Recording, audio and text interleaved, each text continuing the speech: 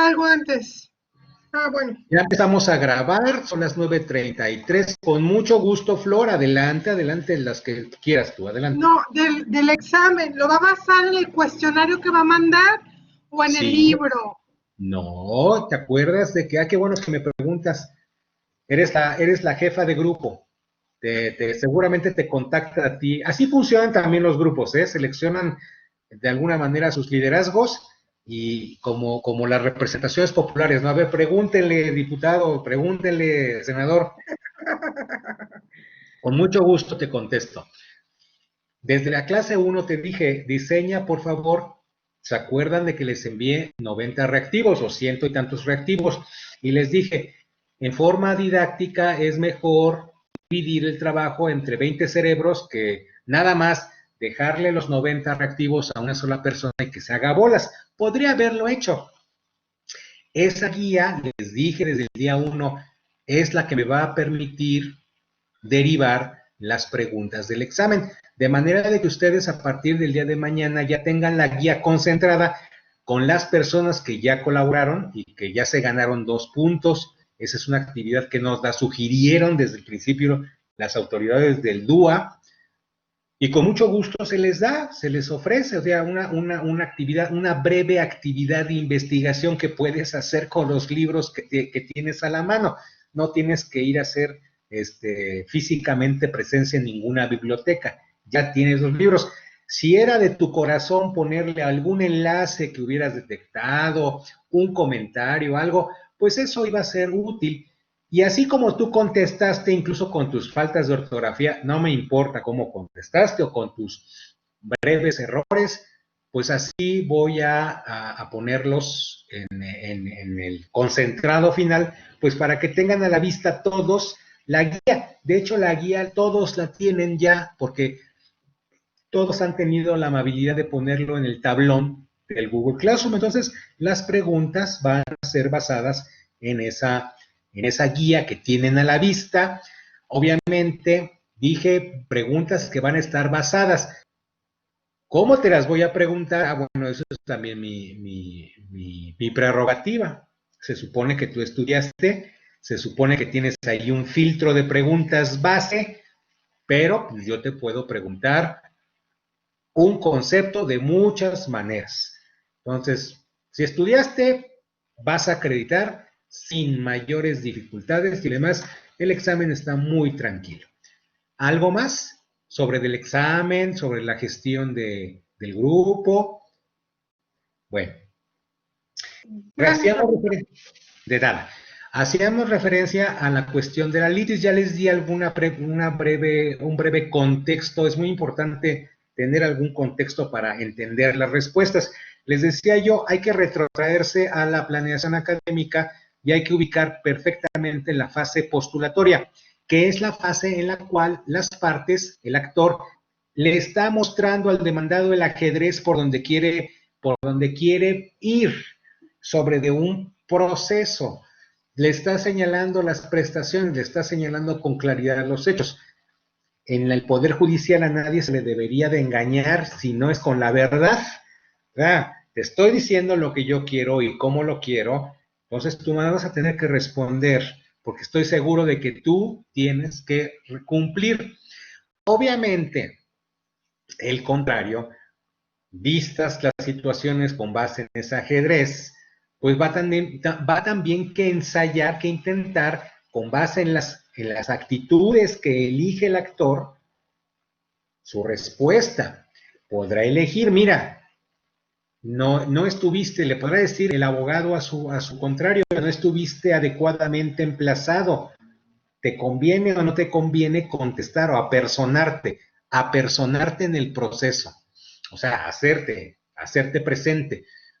O si te conviene contestarle porque veo que el emplazamiento estuvo correctamente hecho, te conviene oponerte o bien te conviene transigir total o parcialmente.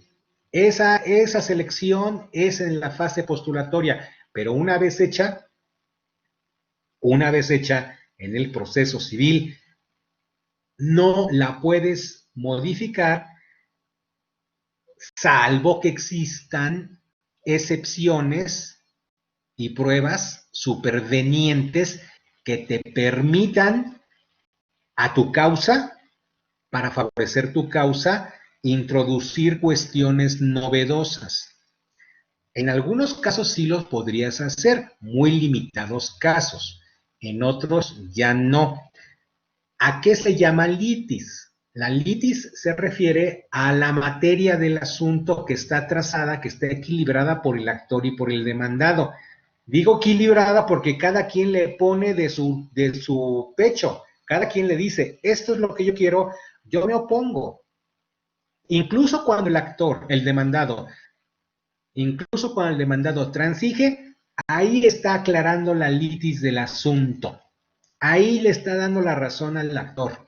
Si es cierto, tan estoy interesado en cumplir que me estoy allanando a tus pretensiones totalmente. Entonces, el juzgador ya no tendría motivo para sustanciar totalmente la fase probatoria. Ya debería de pasar ante un allanamiento total y expreso a la fase de sentencia, incorporándole algún plazo de gracia al demandado en el caso de que se exija alguna cantidad en efectivo.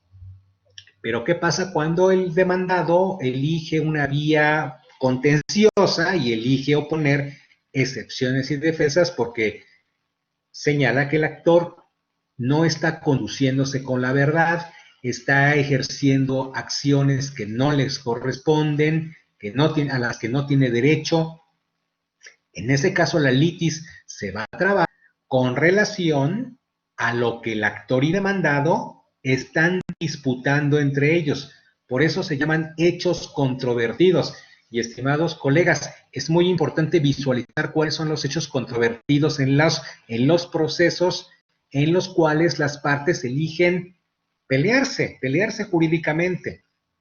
Si no tienes a la vista los hechos controvertidos, muy difícilmente vas a poder decir a quién les corresponde las cargas probatorias de cada una de sus afirmaciones. Y si no tienes el conocimiento de esas cargas probatorias, no vas a poder correctamente evaluar la calidad de sentencia que el juzgador pronuncie, ni vas a poder definir si fue correctamente valorada en forma aislada y en su conjunto una confesional a la luz de las demás probanzas o una testimonial. Entonces, el problema de la litis es que es determinante, y la respuesta es, ¿quién lo define? Lo definen en principio las partes. En principio, en la fase postulatoria, lo definen las partes.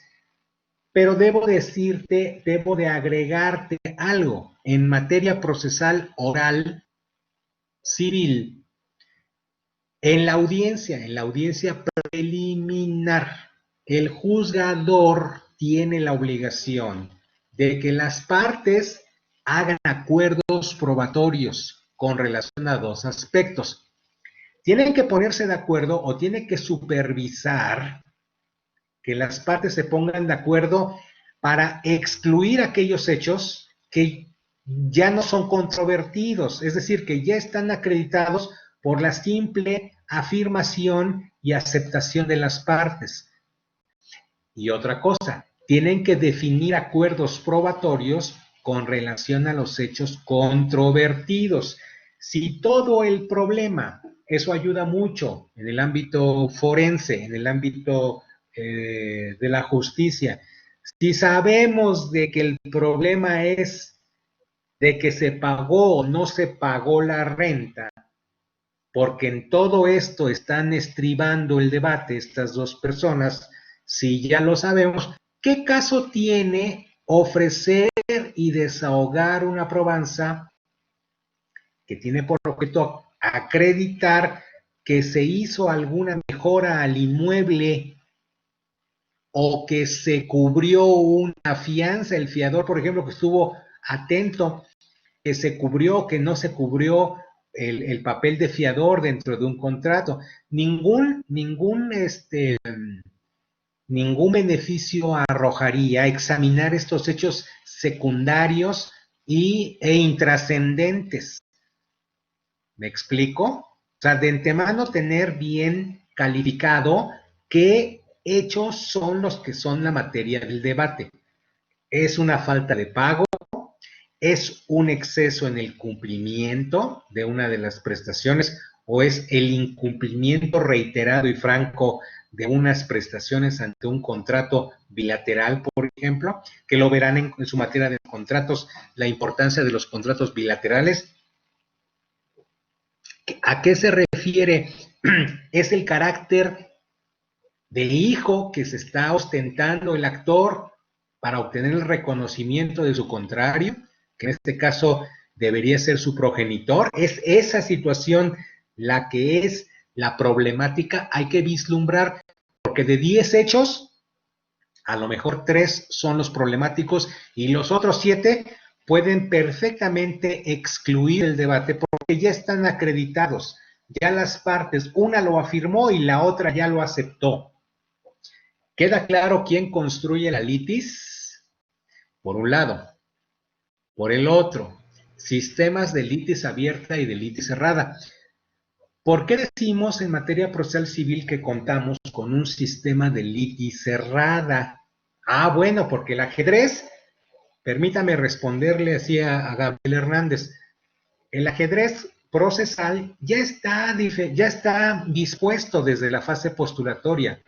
Ya en la fase probatoria no vamos a examinar ese ajedrez, ese diseño primigenio, ese tema, ese debate. Ya no lo podemos modificar en la fase probatoria y la fase decisoria ya no tiene por objetivo visualizar ese debate.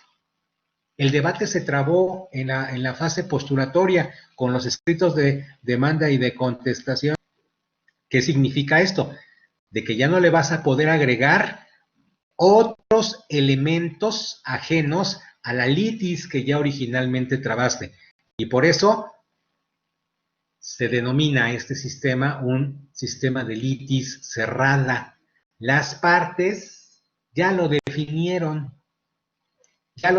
desde la fase postulatoria y no van a poderle agregar a algunos otros temas con posterioridad, a menos de que fueran cuestiones supervenientes, en cuyo caso los abogados tendrían que ver, ofrezcamos esta prueba superveniente que acredite que tú pagaste, porque después de la anda tú pagaste, fíjate, sí es un hecho superveniente porque después de que tú contestaste la demanda, pues uno de tus fiadores u obligados solidarios les depositaron el importe del contenido obligacional que se te está exigiendo. Ofrezcámoslo como una excepción de pago en forma superveniente. Pero habrá otros hechos supervenientes que probablemente no puedan generar una prueba o una excepción por sí misma, sino que motiven la instauración de un juicio autónomo con base en otros hechos, ¿sí? Ajenos a los originalmente establecidos.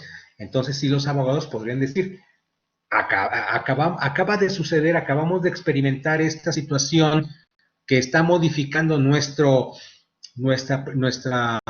pleito original, ya está trabada la litis, ya no podemos regresar a la fase postulatoria, es momento de instaurar un juicio autónomo, otro juicio con relación a otros hechos.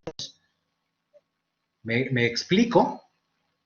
Muy importante visualizar, como les dije anteriormente, que motivado por alguna causa, todas las acciones que se deriven de una misma causa deben ser ejercidas en contra de otra persona, y en caso de que no se hagan, quedarán extintas, se extinguirán aquellas que no se lleguen a actualizar. Es muy importante observar ese precepto. Recuerdo que es el 31 del Código de Procedimientos Civiles. Pido una disculpa si no lo cité a la memoria. Ahora, Litis abierta. En los sistemas de litis abierta sí puedes agregar cuestiones novedosas. Estos me refiero particularmente al campo del derecho administrativo. En el campo del derecho administrativo sí puedes cuestionar en tu recurso de nulidad ante el Tribunal de Justicia Fiscal Administrativa cuestiones novedosas. Por ejemplo, con relación al pago de una multa, con relación a una infracción, con relación a la modificación de un régimen arancelario que de pronto, por ejemplo, hubo una modificación publicada en el Diario Oficial de la Federación y ya se había instaurado un medio de defensa, pues se pueden invocar en los medios de impugnación, juicio de nulidad ante el Tribunal de Fiscal y Administrativo, juicio de amparo, se pueden agregar estos hechos novedosos en los sistemas de litis abierta, como los que rigen en el derecho administrativo. Pero en el derecho procesal civil no es así. Ahora, Gabriela Hernández también me habla acerca de que no le entiende a lo activo y pasivo. Gabriela, ¿quieres refinar esa pregunta? Es que en el litisconsorcio habla de cuando, bueno, ahí yo entiendo obviamente que es cuando son varias las personas que están involucradas, ya sea por la parte activa o por la parte del demandado, que pueden ser, no sé, 3, 4, 5, los que están o demandando o siendo demandados. Eso es respecto al litisconsorcio. Pero nos habla de cuando es un activo y pasivo. Esa es la parte que me queda. Ok. ¿Tienes a la mano tu código de procedimientos civiles? Sí. ¿Puedes leer el artículo 53 aquí para que te entiendan tus compañeros? Sí, claro. Artículo 53.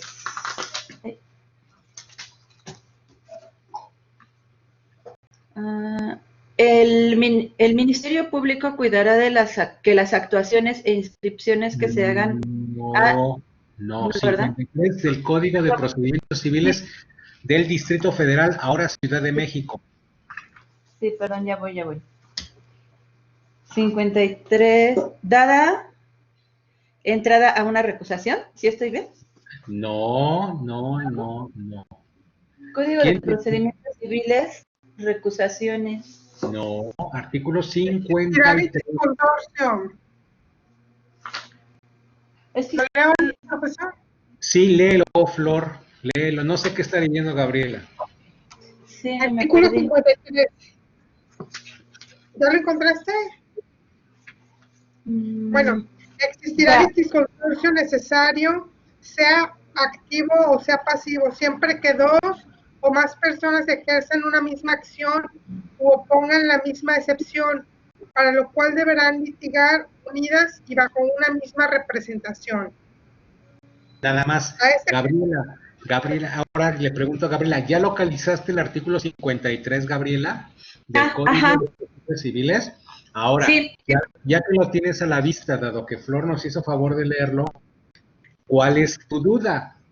¿Existirá el litisconsorcio necesario, sea activo o sea pasivo? O sea activo de la parte actora o de la parte demandante, o pasivo de la parte demandada, también denominada parte reo, también así se le llama, cuando dos o más personas ejerzan una misma acción u opongan la misma excepción, para lo cual deberán litigar unidas y bajo una misma representación. ¿Qué es lo que no entiendes? ¿O ya entendí? Ok, no, ya. Sí, con esto ya me queda claro. Entonces, dos o más que sean podrán hacerlo, pero deberán tener la misma representación. Digamos, ese va a ser un requisito y deberán litigar juntos. Deberán litigar juntos. Fíjate que eso es muy importante porque el segundo párrafo habla del mandatario judicial. Te voy a poner un hermosísimo ejemplo. Haz de cuenta, alguien de tu familia vive en un condominio, por ejemplo, o tú vives en un condominio. Bueno, Los condominios de la Ciudad de México, por ejemplo, que están bien regularizados, se pagan las cuotas de mantenimiento oportunamente, o sea, nada, en Alemania o en Dinamarca, ahí es donde hay problemas, ¿no? Aquí no existe esa clase de problemas. Hay agua para todos los condóminos, el gas se surte oportunamente, o sea, es un mundo feliz. Y en dado caso, en cada condominio hay una representación, que es el administrador, que cada año o cada 2 años se modifica, le toca ahora al vecino, le toca ahora a la vecina.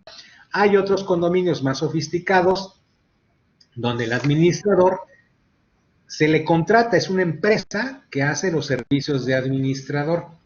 Bueno, este administrador detecta que en su lujoso condominio de Santa Fe, de 100 departamentos que tienen, en los departamentos 1 al 25 están atrasados en el pago de la mensualidad, que es una mensualidad de 3,500 pesos mensuales. Hay condominios que te piden pagar 100 pesos, 300 pesos, o hay condominios muy lujosos donde la mensualidad es de 3,500 mensuales por lo menos, porque a lo mejor hay condominios con alberca, hay condominios con canchas de tenis, hay muchas cuestiones, ¿no? Entonces, haz de cuenta de que tienes un condominio y que tienes a 10 morosos que suman entre todos ellos una cantidad bastante interesante de dinero. El demandado, el actor, el administrador, con plenas facultades, demanda a estas 10 personas. Y estas 10 personas, estos 10 titulares, formarán un litisconsorcio. ¿Me captas? Sí. Ese litisconsorcio van a litigar unidas y bajo una misma representación. ¿Por qué? Porque todos van a ejercitar, todos se deciden a ejercitar sus correspondientes su correspondiente excepción de pago. Van a decir, nosotros sí pagamos y aquí está nuestro dinero, vamos a oponerte la misma excepción y los 10 vamos a litigar unidos. Y de los 10 nosotros elegimos ser representados por el abogado perengano de tal, que es también codemandado, ¿sí? Es uno de los codemandados, ¿de acuerdo? Que va a tener Sí. la calidad de mandatario judicial, fíjate, a nombre de representante común de este litisconsorcio pasivo que se está señalando. Eso por el lado pasivo, ese es un muy buen ejemplo.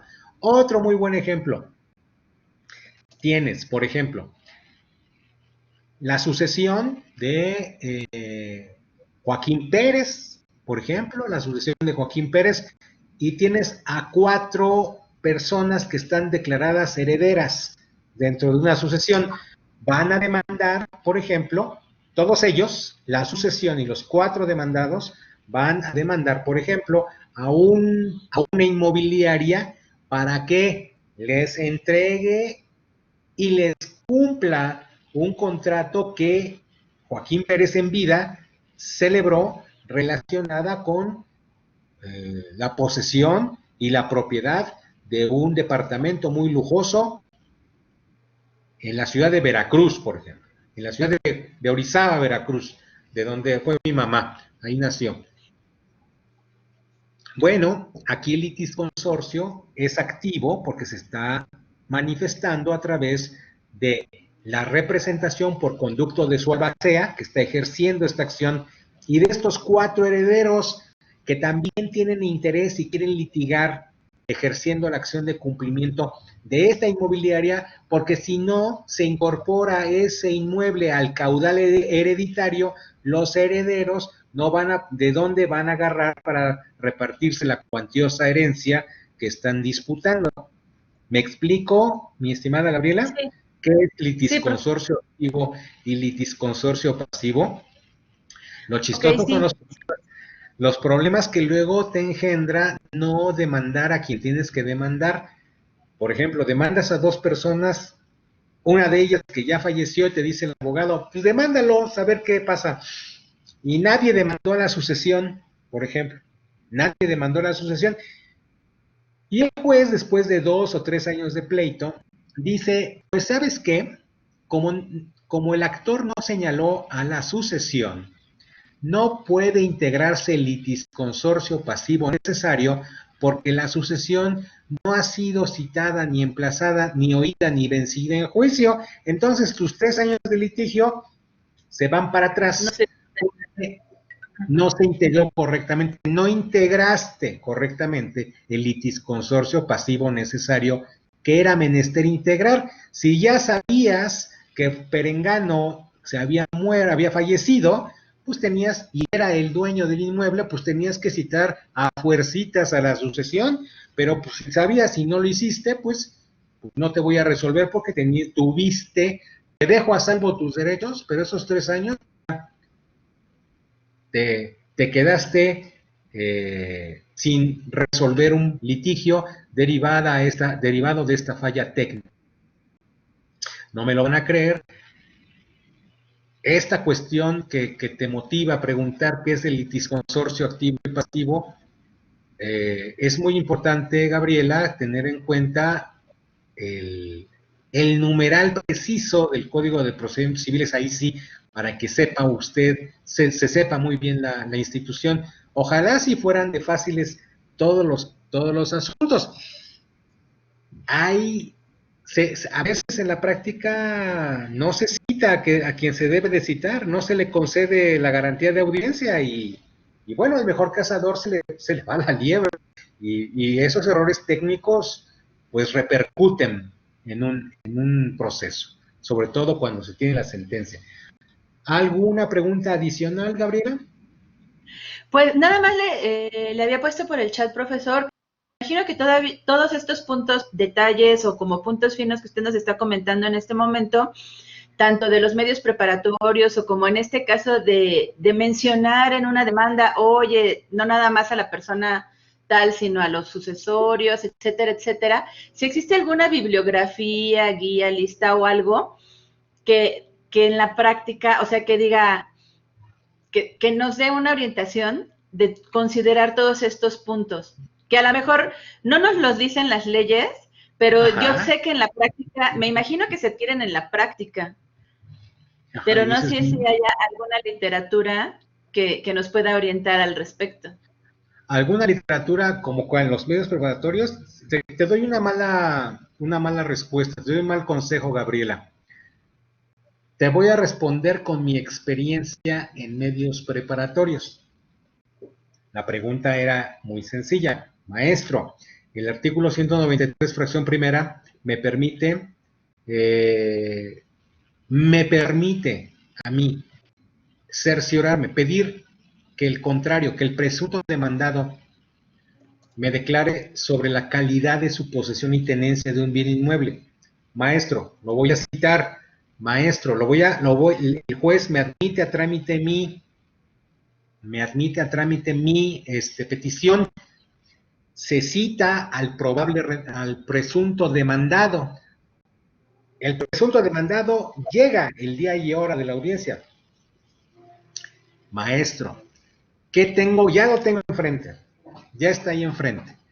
Porque el 193 habla de acciones ad exhibendum, también habla de la preparación de la testimonial en caso de que se quiera acreditar una acción estando en peligro de perder la vida de los testigos o próximos a ausentarse. Pero en el artículo 193, fracción primera, ¿qué es lo que tengo que hacer con esta persona? Tengo que formularle posiciones, tengo que interrogarlo como a un testigo, y eso no lo dice el Código de Procedimientos Civiles, como en algunos códigos de procedimientos civiles de las entidades sí te lo mencionan. ¿Cuál es el mecanismo? Y aquí, bueno, aquí hay de varias sopas. Hay desde los doctrinarios que te dicen, tienes que introducir tu sobre cerrado con posiciones para que te absuelva las posiciones este señor. Hay quienes dicen, bueno, se pide una declaración bajo protesta de decir verdad, puedes hacerla en forma verbal, preguntas como si estuvieras preguntándole a un testigo o a una persona que está formulando una declaración de parte. Es decir, las tradiciones, ahora sí que los usos y costumbres procesales son muy variados, estimada Gabriela. La mejor maestra es la práctica. Y mala respuesta. Busca en TESI-UNAM. Hay una serie de tesis de maestría, de licenciatura sobre una multiplicidad de temas. ¿Quieres ver lo que los propios colegas estudiantes han elaborado y sobre los que muchas editoriales se basan para presentar su gran éxito? Busca en TESI-UNAM, date a la tarea de meterte ahí en TESI-UNAM, busca ese tema, esa temática, y te vas a encontrar con un montón de información. ¿Cuánto te cuesta un libro? Pues actualmente los libros te cuestan 100, 150, pero el mejor conocimiento es el que no se paga, aquel cuyo único esfuerzo es agarrarlo y tratar de conocerlo, tratar de comprenderlo. Entonces mi mala respuesta es busca en TESI-UNAM, que es donde todas las editoriales buscan. Ok, sí, profesor, le agradezco. Ándale, y bueno, si se te ocurre después hacer tu libro, Medios Preparatorios, escrita por la maestra en Derecho, Gabriela Hernández, pues ahí nada más concede el crédito. O sea, yo busqué esta información de estas tesis de licenciatura. La verdad, por honestidad intelectual, así debería de ser, pero pues ya no digo nombres ni instituciones, ni para que no se molesten conmigo, pero búsquenle ahí y van a encontrar. Eso no pasará en Dinamarca, en Simon and Schuster, donde hay demandas de Nueva York. Ahí sí se roban las cosas. Aquí no. Aquí somos felices y contentos. Bueno, a ver, me preguntan también, en materia civil, ¿existen casos en los que no se pueden desistir? Tú también preguntaste esto, que si en materia civil existen casos en los que no se puedan desistir las partes, o sea, que si hubiera algo equivalente a los delitos de oficio y de querella de parte. Así es, ajá, como bueno, en materia penal. Algo equivalente, algo equivalente a algo, algo equivalente no, porque fíjate que la materia adjetiva en la materia penal tiene que ver, y ahorita me acuerdo del curso que estamos tomando ahorita con el doctor Cáceres Nieto, Enrique Cáceres Nieto, ojalá en un momento cuando ustedes tengan la oportunidad de tomar un curso con el maestro, lo tomen, porque ahora sí que es un investigador que está desde hace mucho tiempo postulando la escuela constructivista del derecho y habla acerca del desarrollo de la teoría modular para la investigación y es una cosa bastante interesante y ahorita nos estamos abocando conforme a su preceptoría al estudio de algunos casos en materia penal. Es muy importante ver el lenguaje. En el caso adjetivo en la materia penal como diría mi maestro Celestino Porte Petit, hay una represión estatal de conductas antisociales. En el estado de Veracruz hay hubo un código de defensa social, así se llamaba, no me pregunten por qué, pero así se llamó ese código de defensa penal, de defensa social, no se sabía por qué, después se modificó a código penal y código de procedimientos penales, también los penalistas ahí tienen el problema de unificar los tipos penales que haya un código penal único, pues ojalá en algún momento lo logren. Hay gente que está muy interesada en eso, en lograr ese cometido, personas muy destacadas, pero la materia adjetiva es la tutela de los bienes sociales y la disuasión de conductas antisociales delictivas o ilícitas mediante la imposición de penas privativas de la libertad, el pago de multas, las jornadas de trabajo comunitarias y todo el catálogo de pruebas, de penas y medidas de seguridad que están estipuladas en los respectivos códigos. Y efectivamente, códigos penales. Y efectivamente, los códigos penales admiten una tipología de aquellos delitos que son perseguidos por querella de parte, y hay otros delitos que son perseguibles de oficio. Fíjate que en materia civil, porque tú me pides una institución equivalente, no la hay, porque cada uno de los derechos subjetivos que están enmarcados en el Código Civil de la Federación y de las entidades federativas son incorporados al patrimonio de las personas que están señaladas en ese Código Civil. Y cuando algo es de tu propiedad, tú eliges qué hacer con ella.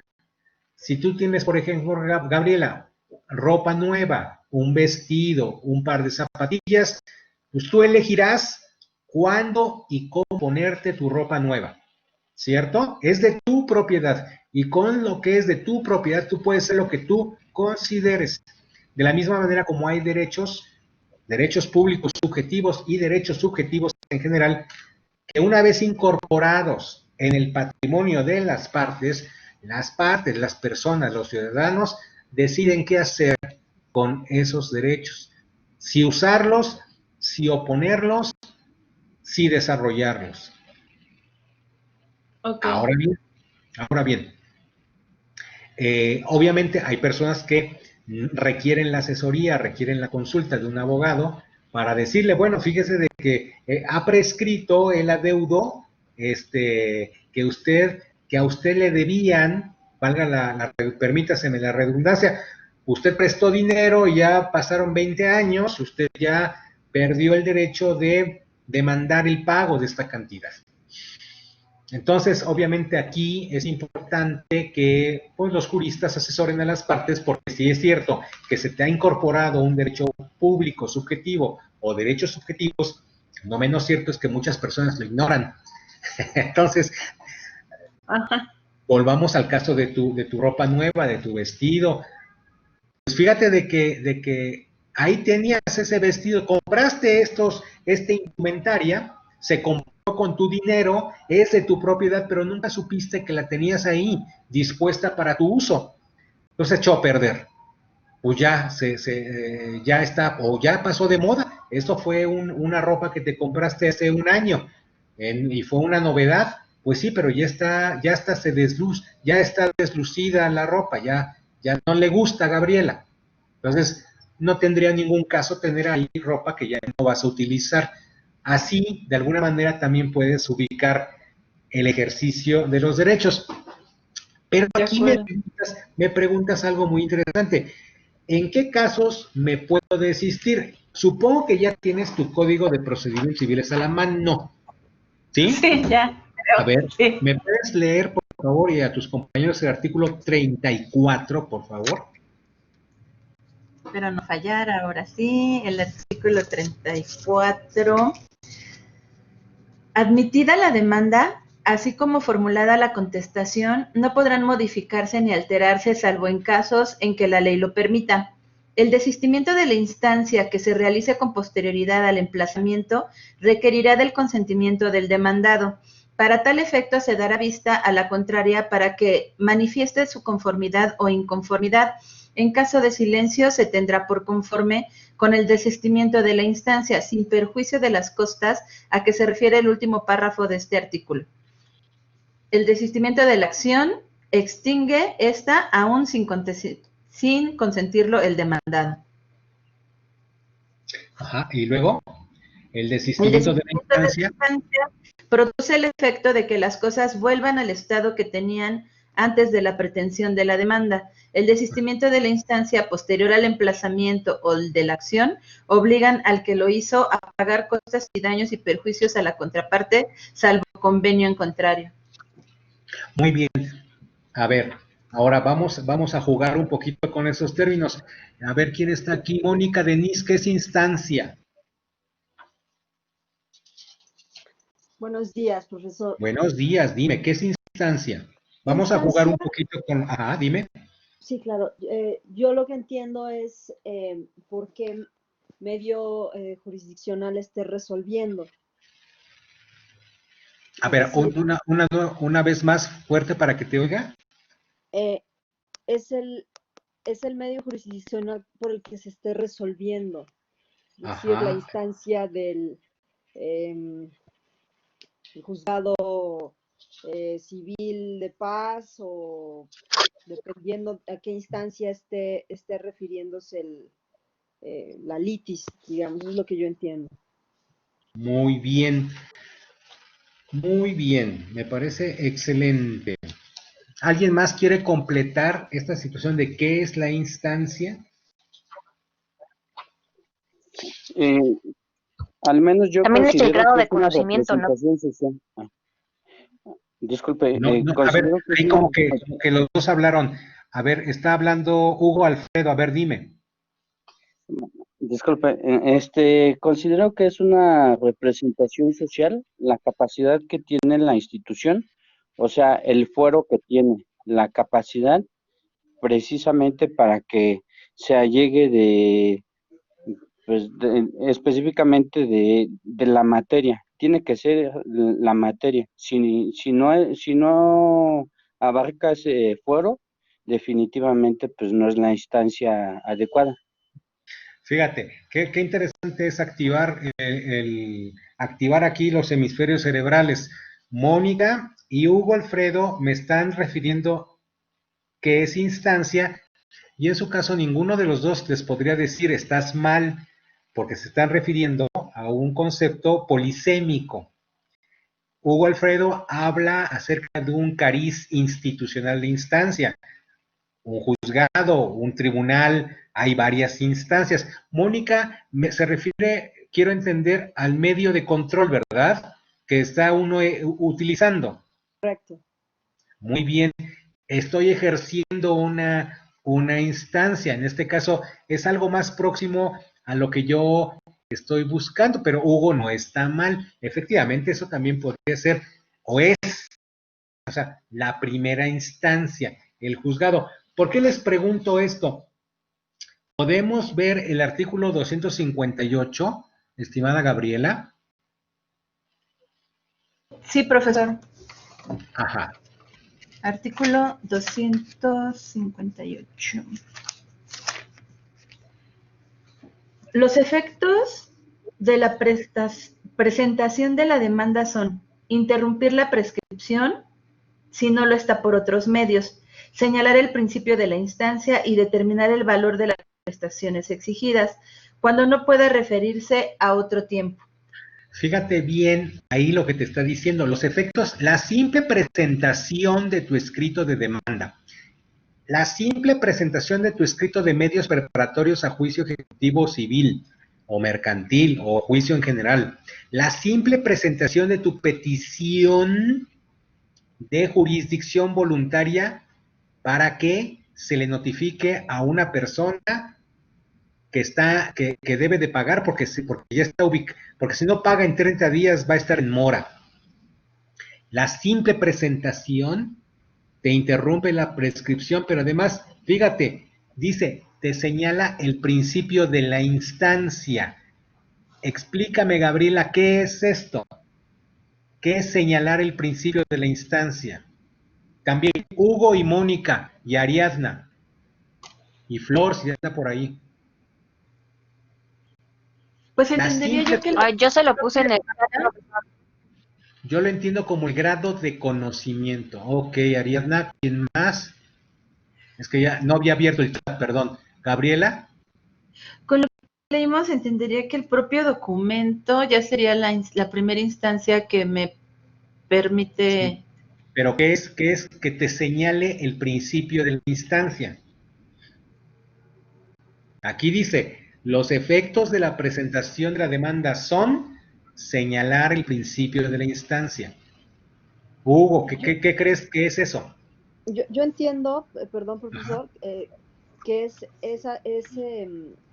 con base a quién se dirija la demanda. O sea, a qué órgano jurisdiccional nosotros decidimos que lo va a resolver. Muy bien, sí. Lo diriges al juez civil en turno, al juez de proceso civil en turno o al juez de proceso oral. Ya tú seleccionaste el foro, nada más quieres que te digan quién está en turno para que se aboquen al conocimiento. Muy bien. Esa frasecita que pasa desapercibida, mis estimados amiguitos, colegas, alumnos y alumnas, es muy importante, porque te señala el principio de la instancia. Pero cuando te pregunto, ¿qué es que la simple presentación señale el principio de la instancia?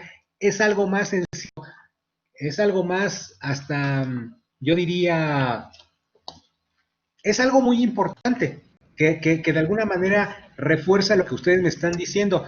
Si la simple presentación de la demanda me señala el principio de la instancia, quiere decir de que haz de cuenta que baje un dedo así del cielo, o un dedo así imaginario, y que le está diciendo, aquí empezó, eso es señalar el principio de la instancia. Con este escrito aquí está empezando esta historia. No es otra cosa, no es un principio como el que conocemos, un principio normativo. La pregunta es válida. ¿Cuál es el principio de la instancia? Es tu escrito inicial de demanda, aquí te está presentando. Aquí, mira, aquí, el 15 de octubre de 2017, tú iniciaste este proceso porque simplemente lo presentaste tu escrito. No te está hablando del emplazamiento, ojo, no te está hablando de otro acto procesal, te está señalando, mira, aquí empezaste, desde aquí empezó usted su proceso con ese documento. Y ese documento ya desencadenó otras consecuencias jurídicas de gran importancia, como es la interrupción de la prescripción en el caso de que no se haya hecho, ¿sí?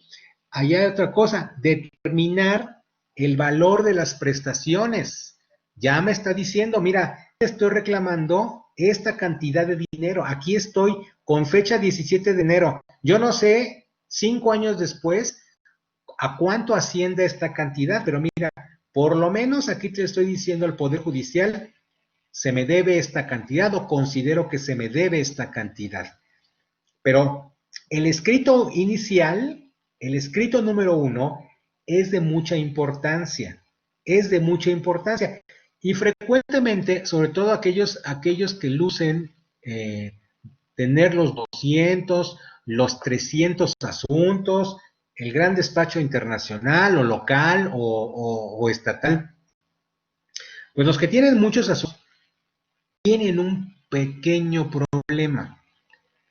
Tienen el problema de que en muchas ocasiones no se cercioran de cómo están sus asuntos, de que realmente allá en el juzgado de Iztapalapa ya nos dictaron el auto admisorio o nos dictaron una prevención o qué pasó. Ya presentamos, o sea, el día de anoche fue el pasante o fue el mensajero, ya presentó en la oficialía de partes común que le corresponde de Iztapalapa o de aquí los juzgados de patriotismo que acaban de inaugurar este mes.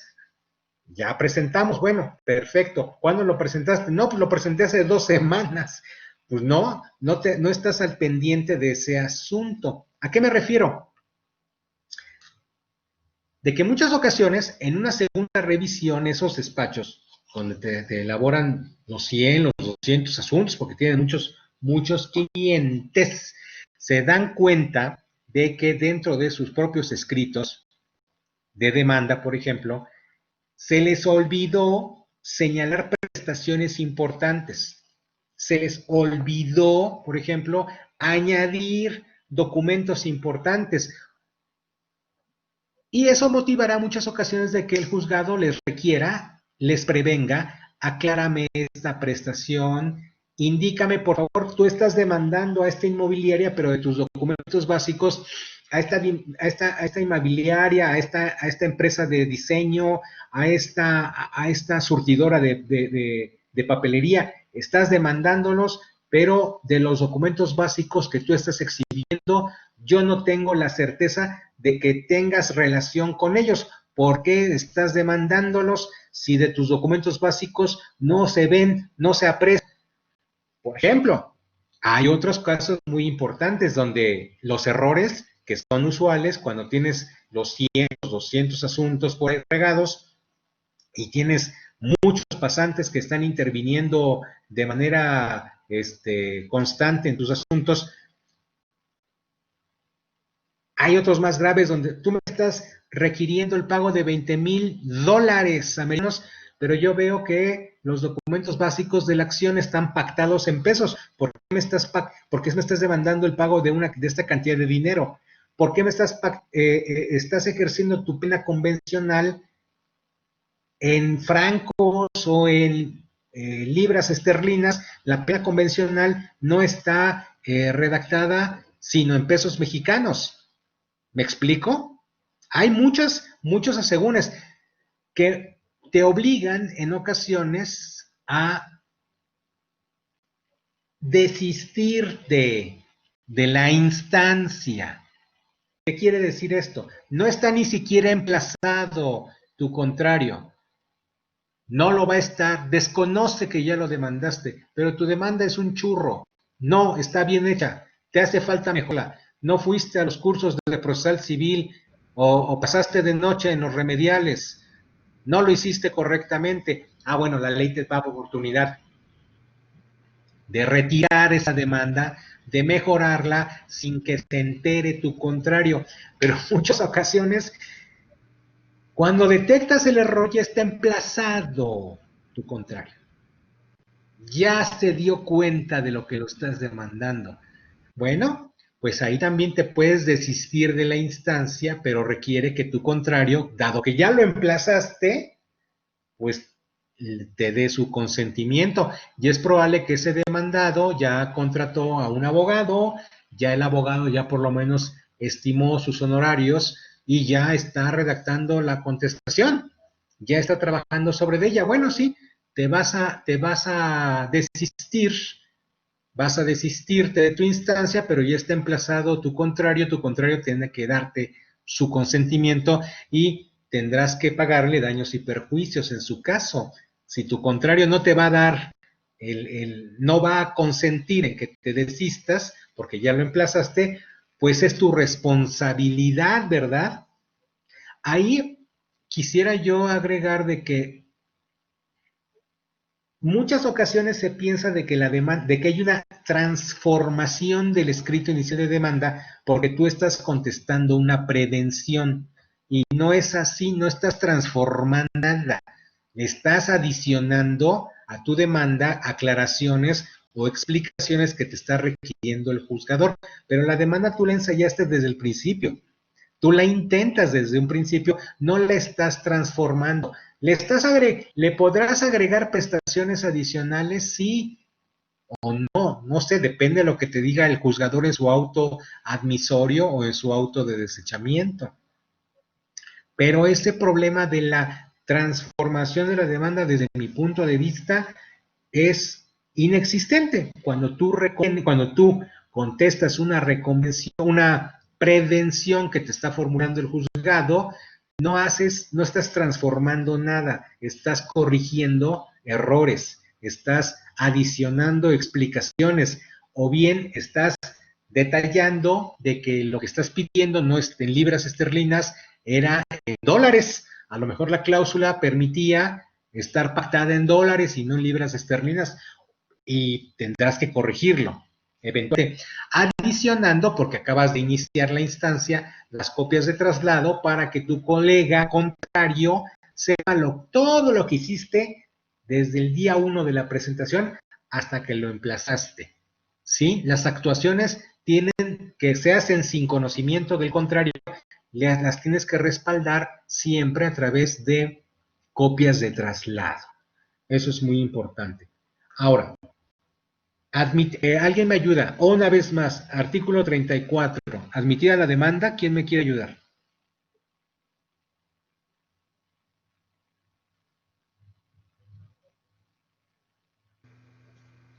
Bueno, Ah, ¿estamos ahí? sí, artículo 34, ¿verdad? Ajá. El primer párrafo. Admitida la demanda, así como formulada la contestación, no podrán modificarse ni alterarse, salvo en los casos en que la ley lo permita. El Ajá. desistimiento de la... ¿Hasta ahí? Ahí. Salvo en los casos en los que la ley lo permita. Fíjate, no podrá ni alterarse ni modificarse.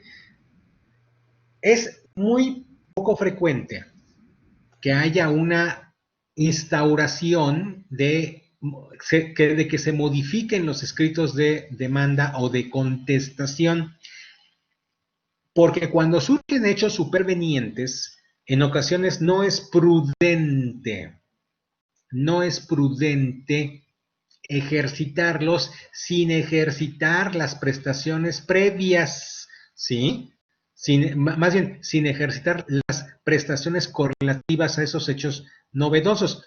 Lo prudente ahí no es modificar la demanda, sino instaurar un juicio por la vía autónoma e independiente cuando hay hechos que de plano sí son decisorios de esa relación jurídica y que se han dado, que las partes tienen conocimiento de los mismos con posterioridad, porque no lo sabían. Ahora, alguien me lee la parte que dice el desistimiento de la acción.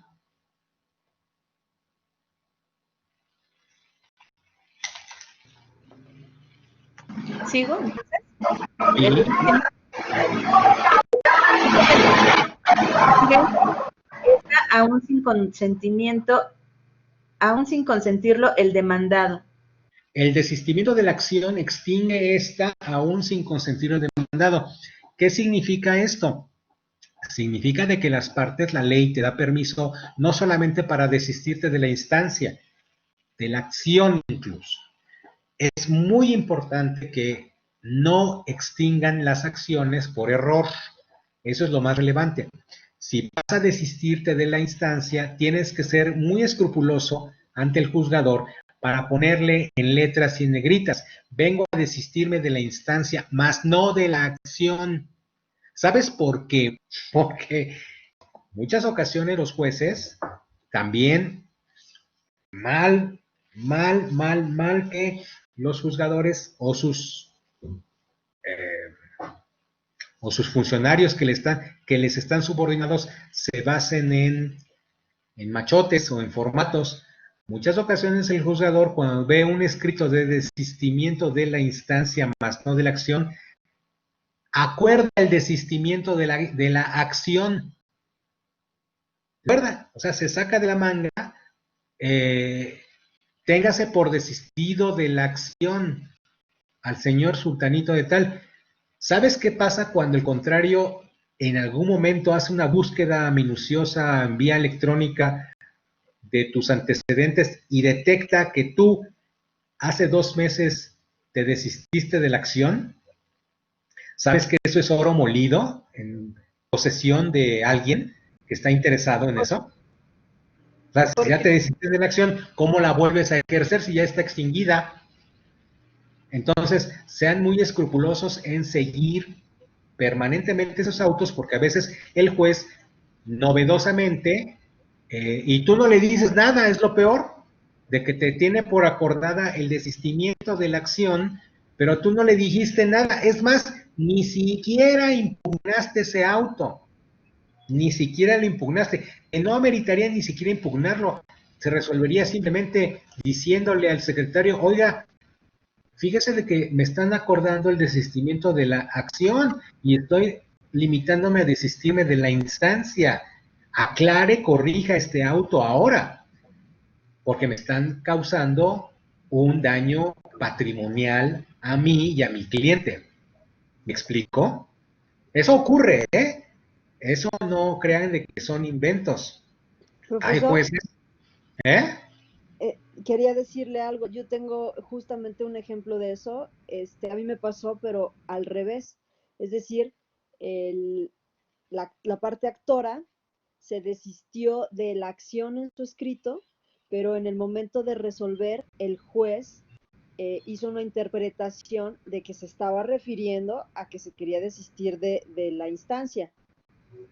Y en su escrito decía de la acción, quedando, o sea, solicitando que, bueno, que se le guardaran salvo sus derechos, etcétera, pero pues si ya estaba ahí, el abogado se equivocó, digamos, y puso desistimiento de la acción, el juez corrigió y él interpretó que era de la instancia. Entonces también los jueces interpretan bueno, pues desfavorecen de alguna manera también a las partes al no respetar el escrito tal como está. Pues sí, fíjate, qué bueno tú eres Ariadna, ¿verdad? No, Mónica. Ah, tú eres Mónica. Mónica, entonces yo supongo que tú pues, ya tienes esta experiencia. Pues sí, qué bueno que Mónica señala esta situación, porque evidentemente si detectas si alguien hace la búsqueda vía electrónica de los antecedentes de esos procesos y detecta, ya me demandó en este juzgado. Hay empresas, tomen nota, si ustedes se desarrollan en el ámbito privado o público, principalmente en privado, hay empresas que pagan precisamente para que se les rastree antecedentes en los juzgados. Y hay empresas, como no, que brindan esta información, sobre todo en la Ciudad de México. Entonces, es muy fácil rastrear el nombre de las empresas y si los abogados están minuciosos y están viendo, ya nos llegó esta demanda, pero ¿sabes qué? Este señor nos había demandado en ese mismo juzgado hace 2 meses. A ver, vamos a cerciorarnos de cómo está. Si sale a la luz ese desistimiento de la acción mal acordado como desistimiento de la instancia, eso implicaría pedir copias certificadas y oponer las excepciones de extinción de la acción originalmente acordada, porque el actor se está desistiendo por sí mismo, está expresando su deseo de desistirse de la acción, y si fue mal acordada por un desistimiento de la instancia, ahí procesalmente habría que incorporar en el escrito de contestación hay que incorporar esos escritos, esas copias certificadas expedidas por ese mismo juzgado, por el otro juzgado, y oponer la excepción de extinción derivada del artículo 34 que estamos examinando. Pero sí ocurren esas situaciones con una enorme facilidad, derivado de que esos buffets que manejan, a lo mejor manejarán 20 o 30 asuntos, o 200 o 300, y luego presumen de que es en toda la República. Bueno, pues tendrían que tener personal para supervisar sus actuaciones. Entonces, pues ahí se los paso al costo porque de que ocurren, ocurren. Bueno, y Flor también me preguntó sobre a quién le corresponde la ejecución, si le corresponde la ejecución al Poder Ejecutivo o le corresponde la ejecución al Poder Judicial. Sí, profesor. ¿A quién creen que le corresponde la ejecución de la sentencia? Estamos hablando de la ejecución de la sentencia. No confundirla, mis estimados alumnos, con la imposición de medidas de apremio o con la ejecución de sanciones.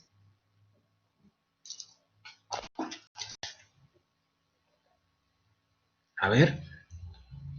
Pues Poder Judicial, profesor. Exactamente. Al Poder Judicial le corresponde la ejecución de las sentencias o de los convenios que se lleguen a celebrar, en principio. Pero les quiero aclarar algo muy importante. Pero les pido permiso, déjenme atender alguna situación. Regreso en unos 2 minutitos y los dejo descansar. Y me preguntan ahorita lo que requieran. Un momentito.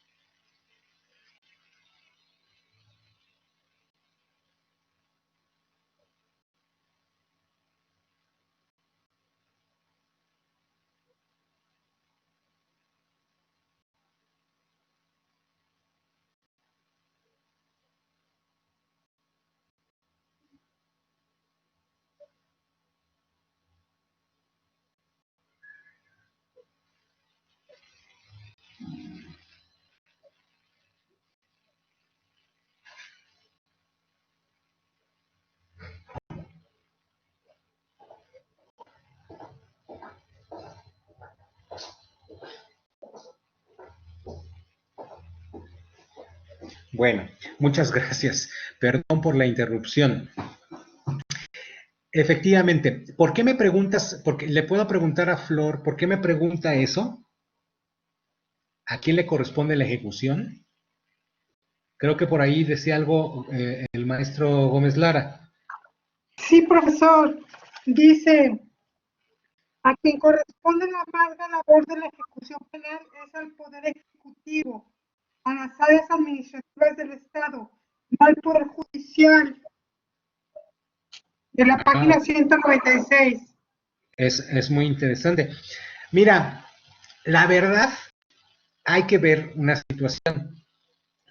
Formalmente, hay funciones del Poder Ejecutivo, y eso lo deben de ver en su curso de Teoría del Estado y de Derecho Constitucional y de Juicio de Amparo. En el momento en que ustedes lleven Juicio de Amparo, van a ustedes saber de que los poderes establecidos, los poderes constituidos, el Poder Ejecutivo, en ocasiones ejerce funciones de índole materialmente jurisdiccionales y también ejerce funciones de índole materialmente legislativas.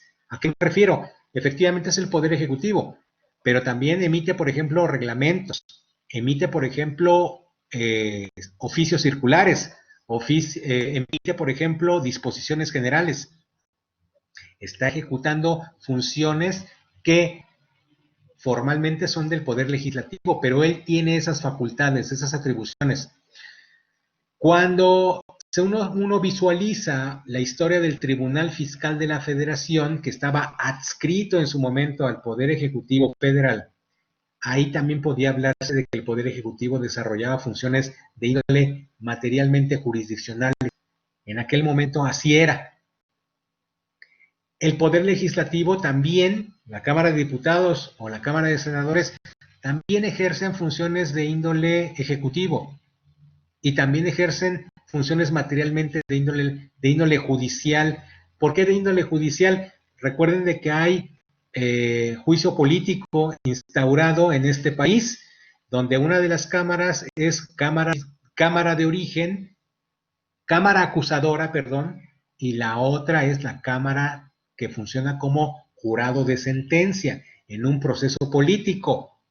Allí el Congreso de la Unión está desarrollando funciones materialmente de índole jurisdiccional, como también puede desarrollar funciones de índole ejecutivo para la administración especialmente y revisión de los recursos económicos. En el caso del Poder Jurisdiccional, el Poder Judicial, ya sea federal o local, también tiene función de índole ejecutiva y de índole legislativo, materialmente de índole ejecutivo y de índole legislativo. ¿Por qué? Porque emite también, por conducto del Consejo de la Judicatura, diversas determinaciones, reglamentos, acuerdos, lineamientos que formalmente son parte del Poder Legislativo. En el caso de lo que el doctor Gómez Lara, la cuestión de la ejecución de una sentencia, al margen de lo que diga el distinguido doctor, lo voy a leer con cuidado, pero de antemano a quien le corresponde ejecutar las sentencias en materia procesal civil y en materia procesal penal, pues es al Poder Judicial. Es a quien le corresponde ejecutar esas sentencias. Ahora, no hay que confundir la ejecución de vías de apremio, como es el caso de multas, arrestos administrativos o uso de la fuerza pública, así se denomina, uso de la fuerza pública, que le corresponde a en esa situación no le corresponde al poder jurisdiccional, al poder judicial, efectivamente le corresponde ahí al poder ejecutivo, pero el empleo de medidas de apremio.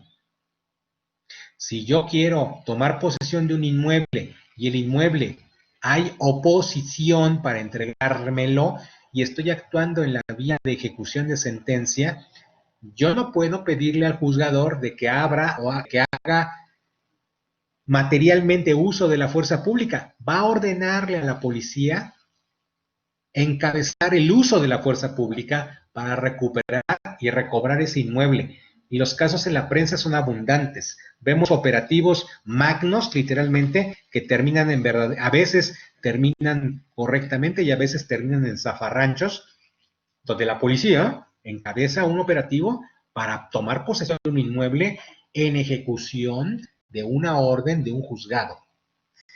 ¿Queda claro esta breve explicación? Sí, profesor, gracias. Bueno, de nada. Y aquí hablando del tema de la ejecución de sentencia, no quisiera que se vayan con la idea de que formalmente el juzgado tiene, evidentemente, la primera instancia agotados los medios de impugnación, que, insisto, pues no vemos porque no está en el plan y programa de estudios de la materia de derecho procesal civil que les corresponde. Se estudia en una materia autónoma, diferente, pero los medios de impugnación que están incorporados en el Código de Procedimientos Civiles, apelación, revocación, reposición y queja, pues están planteados por lo menos para la Ciudad de México, donde son de mucho uso y de mucha utilidad. Difícilmente se puede entender el principio impugnativo si no por lo menos se tiene a la vista ese catálogo de medios de impugnación que son útiles, que por ejemplo en materia oral civil no es posible ejercer porque el propio Código de Procedimientos Civiles de la Ciudad de México establece como irrecurribles, es decir, no admite ningún recurso las determinaciones que pronuncien los jueces de proceso oral civil, salvo la cuestión de la sentencia definitiva, cuyo único mecanismo o medio de defensa se establece a través del proceso constitucional de amparo directo. Ese es el único mecanismo para combatir una sentencia definitiva derivada de un proceso oral civil en esta Ciudad de México. Agotados esos medios de combate, de esos medios de impugnación y agotado el proceso constitucional de amparo, en caso de que existan prestaciones u obligaciones de las partes pendientes por cumplir, debe de instaurar el proceso de ejecución correspondiente. Yo ayer explicaba a propósito de los incidentes en el proceso civil, explicaba de que hay aquellos que no son resueltos mediante sentencia interlocutoria, sino cuya resolución se encuentra reservada para la sentencia definitiva. Y hay otros incidentes, por ejemplo, los que ocurren frecuentemente en ejecución de sentencia, que sí son resueltos a través de sentencia interlocutoria, la cual a su vez está sujeta a la impugnación de las partes. Por ejemplo, en el caso de liquidación de cantidades de dinero que deben de ser pagadas y que deben de ser previamente determinadas, la incidencia de ejecución relativa a gastos y costas también es importante. Debería de funcionar, debería de operar esta fase de ejecución de sentencia de manera de que efectivamente los procesos sean efectivamente efectivos, que tú cobres lo que ya te determinó el juzgado y de que ya no haya posibilidad de que las partes controviertan tus decisiones originales. ¿Alguien me puede ayudar con la lectura del artículo 531, por favor?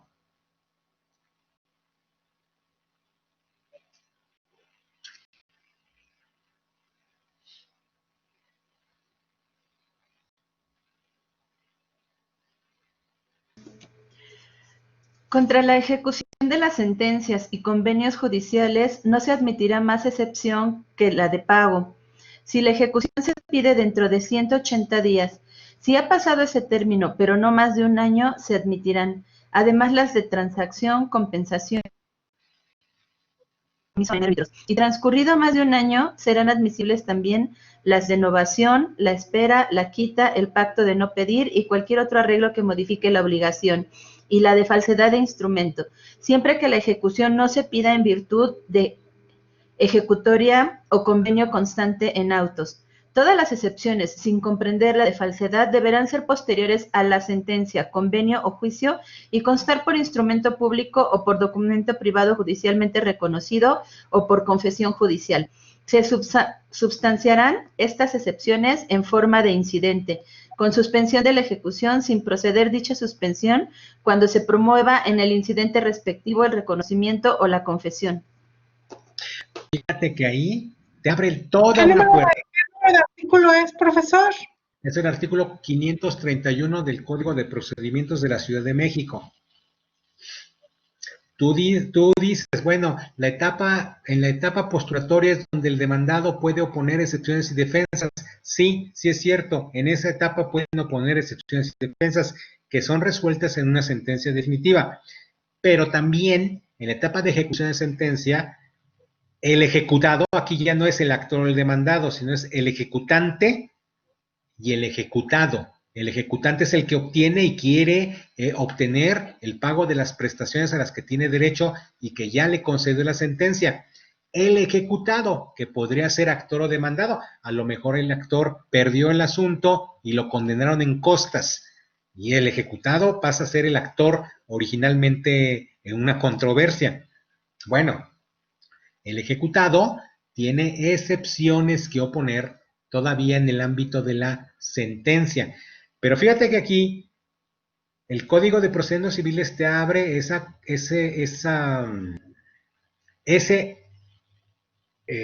puerta para que tú opongas excepciones conforme al transcurso del tiempo. Entre más alejado en el tiempo tengas la posibilidad de ejecutar una sentencia, mayores posibilidades tiene el ejecutado de interponer esta clase de excepciones. En principio, 180 días, no te aclara este artículo a partir de cuándo se debe de hacer el cómputo de este tiempo. Les aclaro que el cómputo de este tiempo es a partir de que la sentencia causó ejecutoria con la categoría de cosa juzgada. ¿Qué quiere decir? Toma en cuenta de que si es una sentencia que las partes impugnaron, se tienen que sustanciar todos los medios de impugnación, incluido el juicio de amparo, para afirmar que una sentencia ya es ejecutoriada, ya es ejecutable.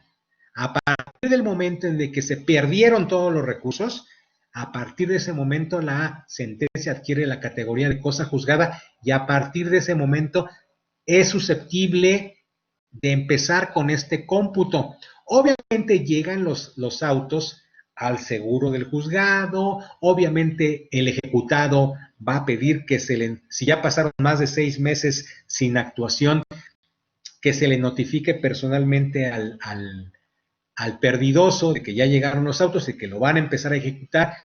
Obviamente quieres ya estar en conocimiento de que ya están ahí, pero es muy importante que el ejecutado, la parte que va a resentir el pago de las prestaciones, tenga en consideración de que este plazo que fija el artículo 531 es a partir de que la sentencia cause ejecutoria. Si es dentro de los 180 días, la única excepción oponible ante una ejecución de sentencia es la excepción de pago. Pero miren, cuando van caminando, si no ha pasado más de un año, o sea, del día 181 al día 365, transacción, compensación y compromiso en árbitros. Es decir, puedes alegar, fíjate de que yo ya me fui entre empresario y ya llegamos a una transacción, ya elaboramos un convenio de transacción ante el notario público 550 de la Ciudad de México. Desconozco cuántos notarios hay, pero sí, para cumplir con esta sentencia, ya celebramos un convenio de transacción ante este notario público y ratificamos firmas. Compensación, fíjate de que ya pasaron, efectivamente me condenaron al esta cantidad de dinero, pero fíjate de que el ejecutante le debe al ejecutado diversas cantidades de dinero que son susceptibles de compensarse, ¿sí? Hay una más. Después de un año también son admisibles, y aquí me voy a referir a su teoría general de las obligaciones, estimados civilistas. Su teoría general de las obligaciones es como sus matemáticas. Yo tenía a los profesores de muy alta estima que hablaban de la teoría general de las obligaciones como las matemáticas del derecho. Y es cierto, son las matemáticas del derecho. Y su teoría general del Estado son sus matemáticas del derecho público. Por cierto, a los que crean que el hecho de estudiar nuestra carrera les excluye de las matemáticas, pues no, hay que saber bien matemáticas porque solamente la teoría de las obligaciones, estimados colegas, te va a permitir entender qué es la novación, qué es la espera o qué es la quita, pero con la novación tienes mucho que ver cuando tú estás hablando de una obligación que tú pactaste, que se hizo ejecutable, que el juzgado te tiene pendiente por despachar tu ejecución. Tienes que definir, con base en tu teoría general de las obligaciones, qué es la novación. La quita, la espera, el pacto de no pedir, esas están muy fáciles. Simplemente concéntrate en tu novación y a ver cómo las puedes manejar en el ámbito de si quieres interponer un incidente con esta naturaleza. Y después de un año, es muy importante que se abra la puerta a la excepción de falsedad del instrumento, ¿sí? La falsedad del instrumento también puede alegarse en la vía de la ejecución, solamente que ahí te vas a detectar si era una falsedad del instrumento, a cuál instrumento se está refiriendo este Código de Procedimientos Civiles, si era el contrato con el que originalmente tú actuaste. Bueno, pues ¿por qué no lo impugnaste de falsedad en tu primera instancia? Fíjate, frente de esta serie de reflexiones, no dejo yo de invitarlos a que estudien la acción de nulidad de juicio concluido. Recientemente a unos profesores, a quien yo también tengo muy buena estima, el doctor Gabriel Moreno, dictó unas conferencias en la UAM sobre el tema de la acción de nulidad de juicio concluido, que pues se los paso a su costo para que lo revisen.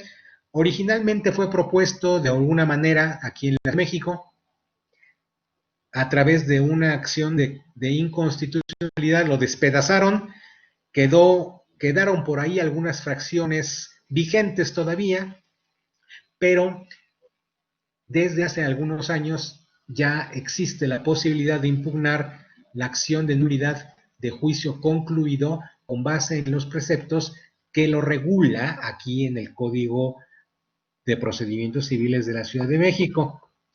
Muy importante que este incidente regulado en el artículo 531 es un incidente, se denomina incidente de oposición a la ejecución de sentencia, tiene la posibilidad de sustanciarse como si fuera un artículo de previo y especial pronunciamiento, es decir, con suspensión del procedimiento, en las formas y en los términos como lo regulan las partes finales de este artículo 531. Bueno, ya les di ideas a los que son litigantes, que siempre ayudan, que tienen que estudiar y que me da mucho gusto compartirlas. Hay abogados que cobran muy exitosamente sus asesorías de ejecución de sentencia. Yo no, yo se las ofrezco y los motivo a ustedes para que las estudien, para que colaboren en la construcción de este conocimiento procesal civil. Sí, es legítimo también cobrar en el mercado privado estas capacitaciones, pero mis alumnos de la licenciatura en Derecho del Sistema de Universidad Abierta de la UNAM tienen que estar motivados para estudiar y entender un poquito más estos recovecos siempre interesantes de nuestra materia. Entonces, pues, mis queridos y queridas alumnas y alumnos, pues tengo la pena de decirles de que ya terminamos. Me apena porque nos podríamos seguir aquí con mucha temática adicional y no sé si tengan algún comentario, alguna duda, para lo cual pues también sigo a sus órdenes.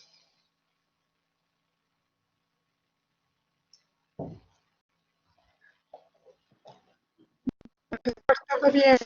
Muchísimas gracias por su tiempo y por compartir sus conocimientos. Son de mucha utilidad. Gracias. Muchas gracias, Flor. Muchas gracias, Ariadna, Gabriela, Mónica y todos los demás, Gabriela, Hugo, Marisol y Mónica que andan por aquí presentes. Ya tienen 10, a menos de que, bueno, les falta su examen. Tienen que hacerlo. Consulten el Google Classroom. Les deseo mucha suerte. El próximo sábado voy a estar yo conectado aquí al Blackboard por si requieren alguna duda, si no les llega, les tiene que llegar. Les prometí un examen simulado de 1 o 2 cuestiones para que vean. Se los voy a poner, por supuesto, aquí, para que lo tengan a su disposición, pero el examen yo el próximo sábado, 8:30, 8:45, envío a sus correos electrónicos URL y contraseña, pero yo me voy a colocar aquí por si requieren preguntarme algo, por si requieren consultarme algo que no implique, transgredir la sacrosanta seguridad de su examen.